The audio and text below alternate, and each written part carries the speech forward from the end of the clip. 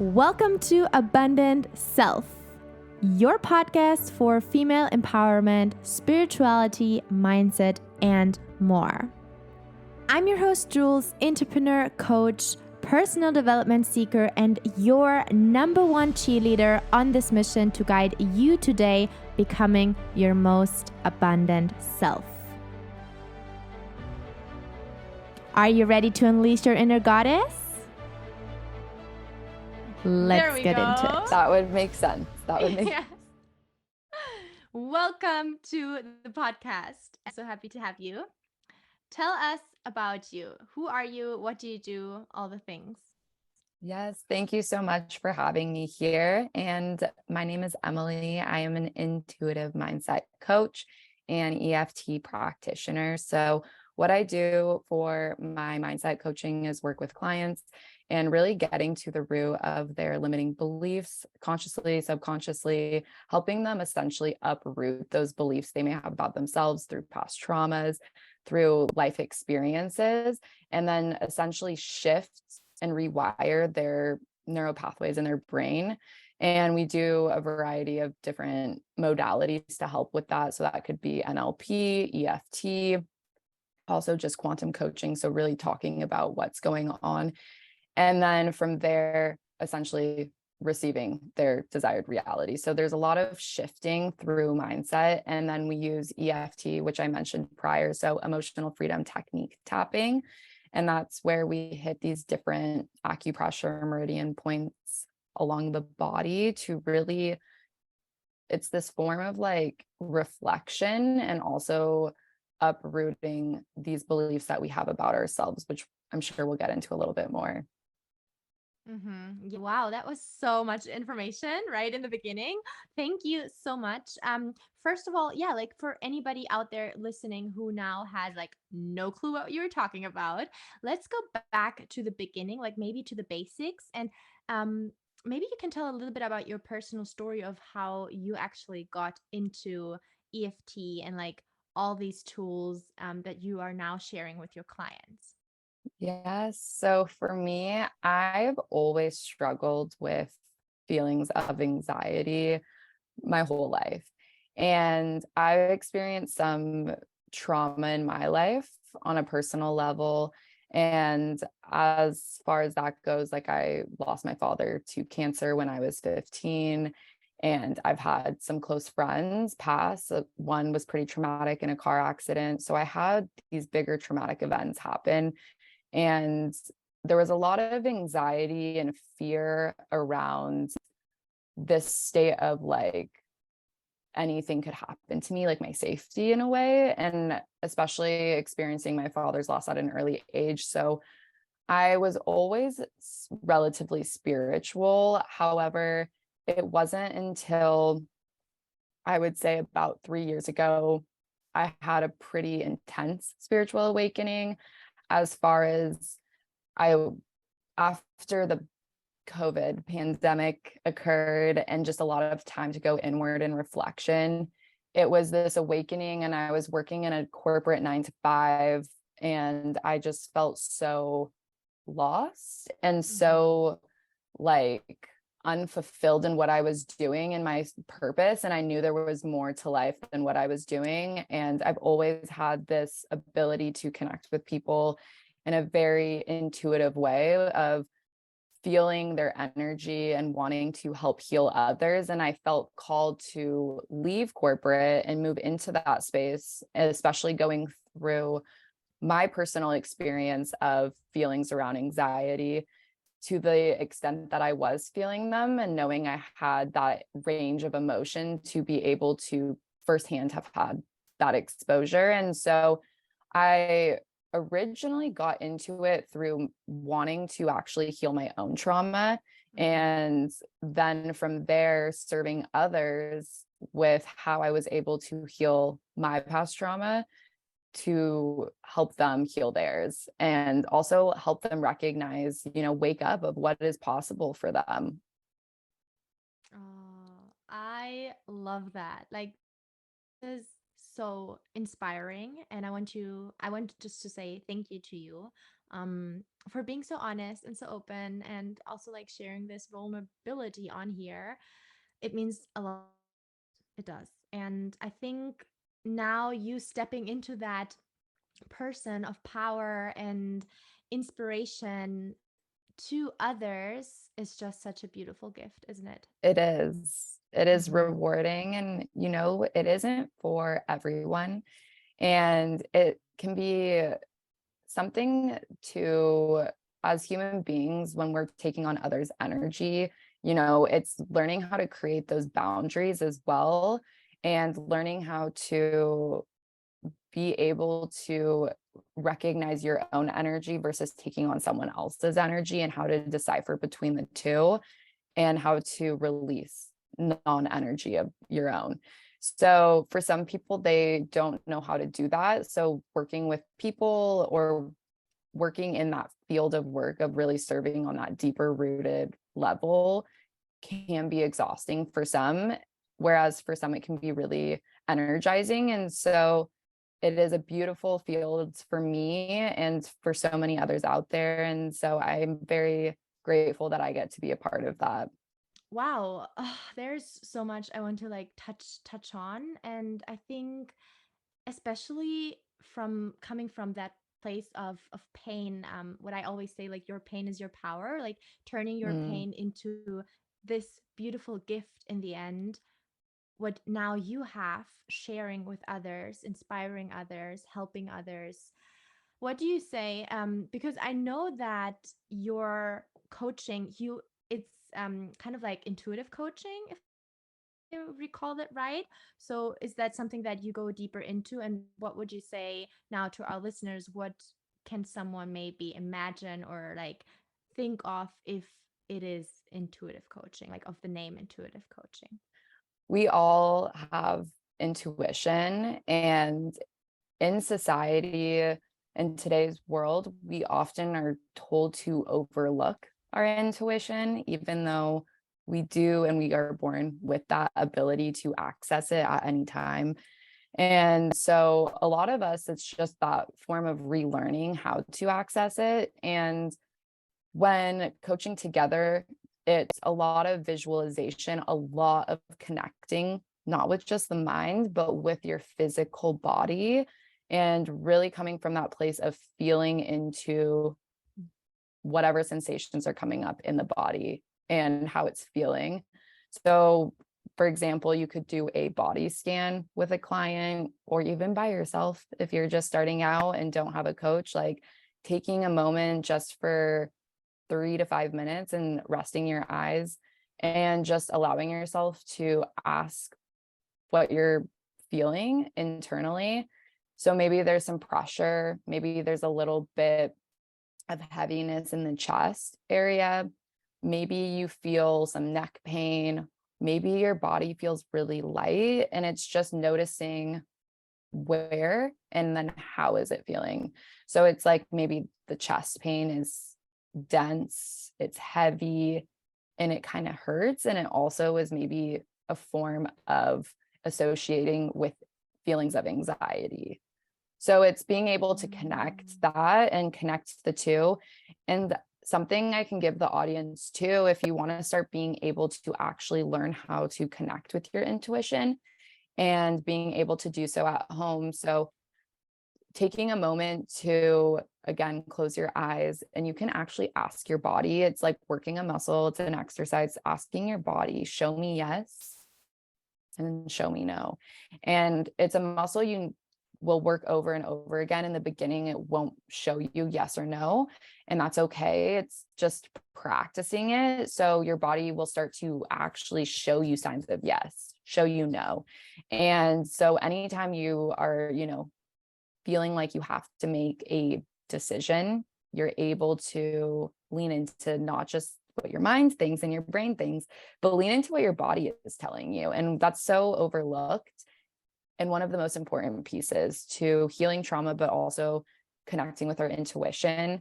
And one other thing I want to know on intuition as well is we can sometimes have a difficult time deciphering if we have feelings of like anxiety or like frustration or anger, and then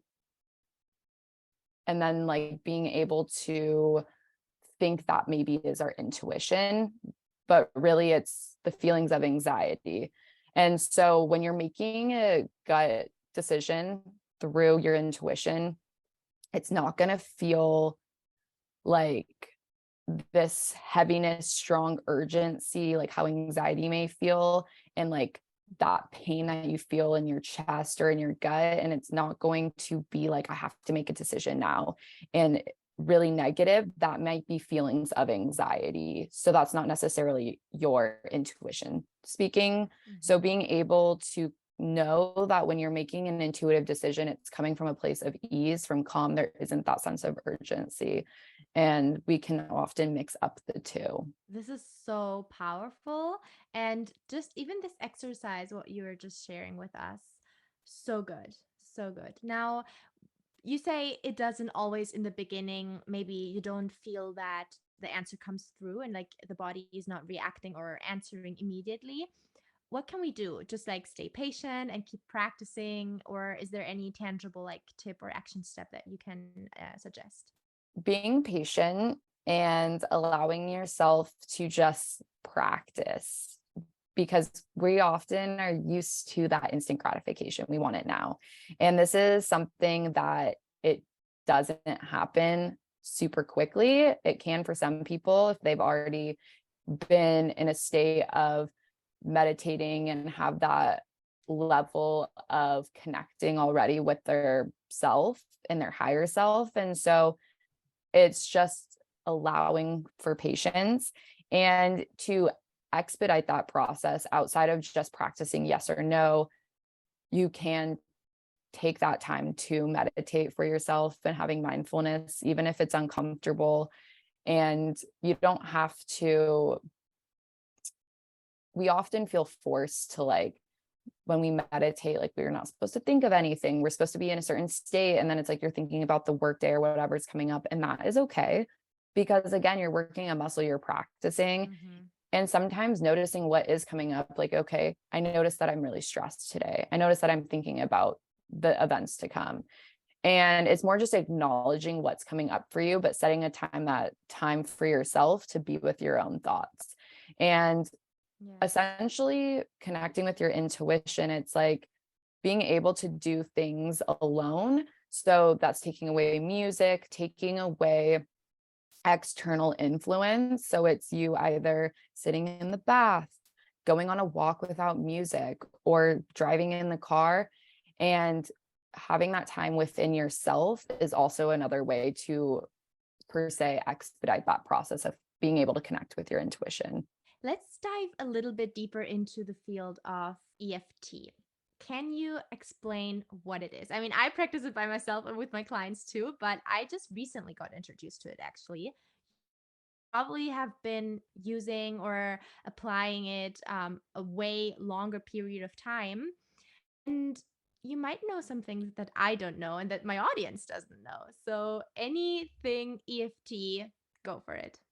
Yes. And feel free to ask clarifying questions. It can be a little difficult to articulate at times, just from like an audience perspective of if you've never heard of it. It can be super powerful. And so going into it, emotional freedom technique tapping, what you're going to be doing, and then I'll explain the how it benefits you. So what you would be doing with this tool is using it for a release of different emotions, and you're going to hit 9 different meridian, also known as acupressure points along the body, including what you start with is the side of the hand. So what you do is you start by saying, even though I have these feelings of, let's say, anger or frustration, and you're hitting the side of your hand, I deeply and completely love and accept myself. And then you're going to repeat that and then move into hitting the 8 acupressure, also known as meridian points, in this very specific sequence along the body. And you do it in this sequence because that is how it's going to benefit you the most. And so you can use, some people use one hand. I like to use both because it feels even, and you tap starting at the inner eyebrow, and you say the current state of your feeling. So maybe, and usually it tends to be a more negative feeling or belief you have about yourself. But you can also use it. So let's say maybe you want to cut out sugar and wanting to maybe get rid of something physical that's like painful within the body. So like you could use it for headaches, you can use it for so many different things. It's so multifaceted that it's like such a that's what makes it such a powerful tool. So you would start inner eyebrow and say like, let's say anger. I am feeling so much anger right now. And you would repeat that. I'm feeling so frustrated. Any other feelings that come up around with the anger. And then you move to the outer eyebrow. And then you would go under the eye. And then under the nose, under the chin, under the collarbone, armpit, and then crown of head. But you would be saying these negative or current state of emotions that you're feeling that are ready to be released from the body. And it's a somatic release. So it's like literally a physical release from the body. And I've had clients cry, I've had clients yawn, I've seen it. You can see how they're physically releasing it, which is so beautiful. And it's even more powerful to actually use a practitioner, because when you are a practitioner, you're verbalizing. So I would be the one leading the session. And prior to going into session, we would, write down everything that they're feeling, what they specifically are wanting to release, and then go through the exact words that they are using of their current state. So then I am the one actually leading it, saying and hitting the points, and they're mirroring me and saying it back. And it's pretty powerful because when you're getting mirrored back, it's like, wow, I can't even believe I had this thought about myself. Right? And yeah. And Yeah. so usually you go through 2 to 4, depending on how much releasing needs to be done, 4 times through these different points. And then what you're going to do is actually move into the desired state. So how are you wanting to feel? So for anger, let's say you just want to feel a sense of ease. You want to feel a sense of calm and relief. And so then you tap through 1 to 2 times of the desired state. And it is wild, the shifts that people will make from their current negative, they release, moving into this desired positive state. And so I don't know if you have any questions. I just want to check in there. Yes, I do. I do. Yeah, thanks for checking in. I actually do have a question. I was wondering, because don't we always say like saying out affirmations, like affirmations or mantras, saying them out loud is like 10 times or like 7 to 10 times more powerful than just a thought. So I was wondering now, if I say it in a negative way first, how is it possible that it doesn't come, like it doesn't get manifested? Is it because then like right afterwards we say the same thing but positive? Yeah, that's a beautiful question. And a lot of people actually have that question around, if I say this out loud, is it going to manifest? However, when you are releasing trauma and you're releasing from your body, it's actually really healing and healthy, because this emotion is no longer serving you. So you're actually speaking it aloud to release it. It's releasing it to Mm, essentially clear that energy out to bring in that desired the energy. new. Yes. So there is a lot of people, especially I know you're a manifestation coach, and a lot of people who feel fear around speaking these negative per se affirmations. But when it's your current state and you're able to actually release it from your body, because that's your reality, it's actually moving it out for you in a really powerful way. Does that answer your question? Yeah, I didn't know that. This is answering my question 100%. So amazing. Thank you. You're And you welcome. saying you see in with your clients these shifts, and would you say that this was something that you experienced by yourself first? Like, did you see a transformation, or what kind of changes did you see? Now, for anyone listening who is like, I really want to try EFT, what kind of transformation can we expect when doing it or practicing it for a while? Yeah, absolutely. And I was going to touch on this too, as far as the benefits of it and like why you would want to do it in the first place. And essentially, what EFT tapping does is it helps you, again, release any physical, emotional sensations from the body. And it's that somatic release. So, like that physical release from the body, it can help also actually regulate your nervous system. And so that's the intention of hitting these different acupressure points, is it's regulating your nervous system.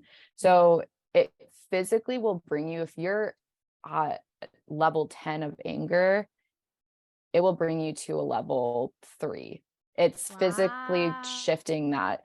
And so the transformation piece of it is, when you're using it, it's going to look different for each individual and what specifically you're tapping on. And so let's say I have a migraine and I struggle with migraines regularly. And so that's like something physical, right? And I want to tap through that, not an emotion, but more of the physicality of it. When you're tapping through it, transformations can happen, such as like reduction in migraines. And like or like if it's sugar and you're wanting to cut out sugar, noticing that you're not craving it to that extent you once were. For me, on a personal note, I was able to really work through a lot of my anxiety with EFT tapping as a tool. And I've had some strong emotions come up through it. And because there's that mirroring effect, you are like, it's kind of silly. You're like, oh my gosh, this is how I talk to myself. Yes. And it's almost like comical, because you're like, wow, I actually talk to myself this way. And I've done it with people who have felt super insecure about their appearances. And it's so interesting because hearing it back, it's like, this is a limiting belief. And you recognize, like, oh my gosh, this belief, this isn't serving me. I don't believe this. And that's where it's like kind of funny, because you're like, wait, I don't even actually believe this, but I've been telling myself this. And so it's really, the transformation is so personal per person. And, I would say for some people, they might need one session. For others, they might need 10. And it's so dependent on how deep seated and deep rooted these beliefs are within them as well. Yeah, absolutely. Wow.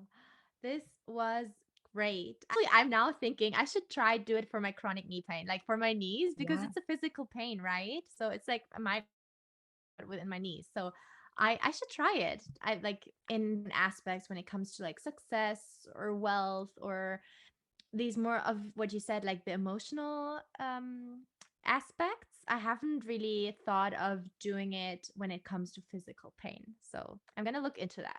Thank you beautiful. so much, Emily. Thank you so much for being here. Now, where do we find you? Is there anything else like you would like to share? Is there anything on your heart that you want the audience to know?